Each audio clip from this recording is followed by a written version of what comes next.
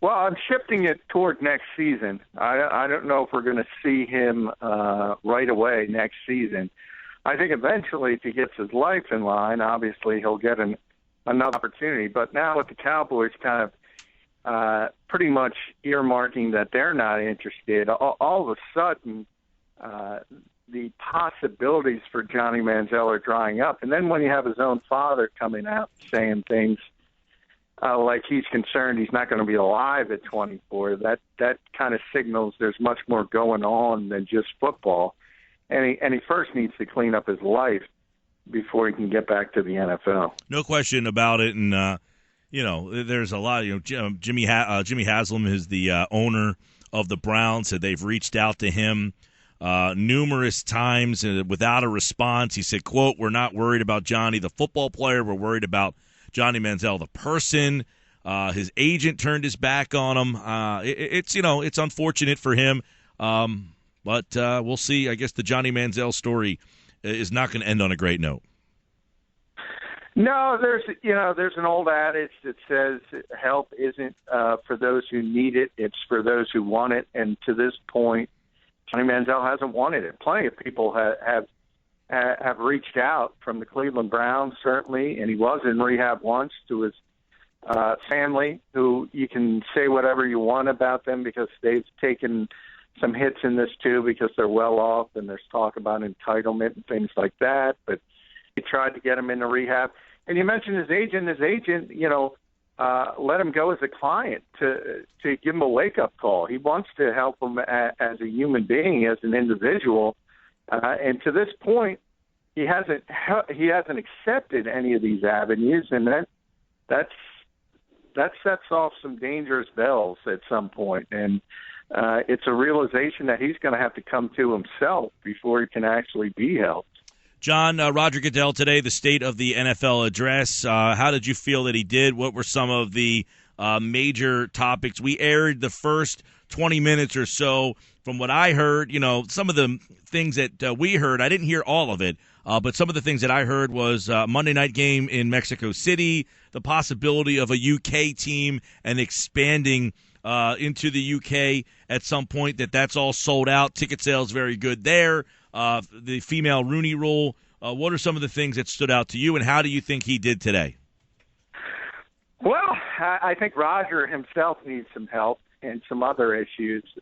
Namely, when he goes through these exercises, he's not very good at handling the difficult questions. You mentioned some of the stuff that's important to the league and how they do business, but ancillary. But when you talk about really, really serious discussions like CTE, he just sticks his foot in the mouth. And today it was the couch quote, and it says something to the effect of there's risk in life, there's risk on sitting on a couch. And that just comes off awful to the general public. And he's not good in those types of situations.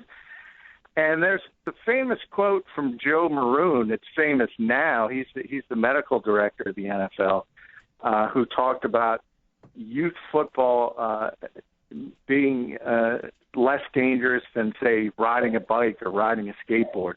And people have run with that for years. They're going to do the same thing with this quote today, the couch quote from Roger Goodell. And it's in those types of extraneous circumstances where he's just really, really bad at it. And it's not getting any better because he's been doing it for a long time, and he's not able to deflect these questions, some of which are completely unfair, to be honest, but he just doesn't handle them well. John McMullen, 97.3 ESPN.com. Of course, Super Bowl Sunday is this Sunday. John, an overview on this game, I think that hasn't been mentioned much, is the number one offense against the number one scoring offense against the number one scoring defense in the league. It seems that that is not a major backdrop of this game. It seems like it's somewhere in the distance. So why are people not talking about that dynamic more? Well, I think people have. I think when you get into the 2-week period in between the championship games and the Super Bowl, you tend to get into all those other issues from, it started with race and Cam Newton, and it's gone on to other things. And Then you have all the off-the-field issues. You have a practice squad player getting sent back after getting in trouble. You have a player whose father died. So I think when people get back to the game, they start talking about things like that. They certainly should, because you're right. You have the number one scoring offense against the number one defense in the NFL, and I think, Carolina's favorite in this game. They should be favorite. But if the Broncos are going to pull off the upset, it's going to be with that defense on that side sort of leading things. So people should be paying attention to the fact that they're the best defense in the entire league. How about the Ron Rivera story? A couple of years ago, this guy, it sounded like he was on the hot seat, right? And then they were 3-8-1. The next thing you know, they won 4 straight in December. They win the division. They go to the playoff. They even won a game at 7-8-1. And now they are on the brink of winning the Super Bowl and going 18-1. Does that tell us a lesson, though, about what happened in Philadelphia at all? Well, it tells you something about continuity, and that's the way to go in the NFL. But it's only the way to go if you have a guy there. I think you go back a year. You mentioned the run last season when the Panthers won 4 straight. If you go back to the year before that, that's when Dave Gettleman, the GM, came in. And remember, Ron Rivera had already been there for 2 years. So if you think about the way NFL teams normally do business, a new GM comes in, he's not going to want to keep a coach who has been mediocre to that point. But Gettleman, instead of just working everything for his ego, took a look at what he had and realized, hey, we have Cam Newton, we have Luke Kuechly, we have Thomas Davis. We got to build up around that. I think I have a good head coach. So I think he sort of put the ego off to the side and said, I can work with this guy, and it's better. And he mentioned it this week. He said, if you hire a new coach, you're basically setting yourself back 6 months. Unfortunately, the Eagles are going to have to deal with it. But in their situation, they looked at the head coach, and they gave him an opportunity, but they didn't feel like they could work with him. So I think that's the difference between the two scenarios. John McMullen's with us, 97.3 ESPN.com. The Super Bowl is coming up.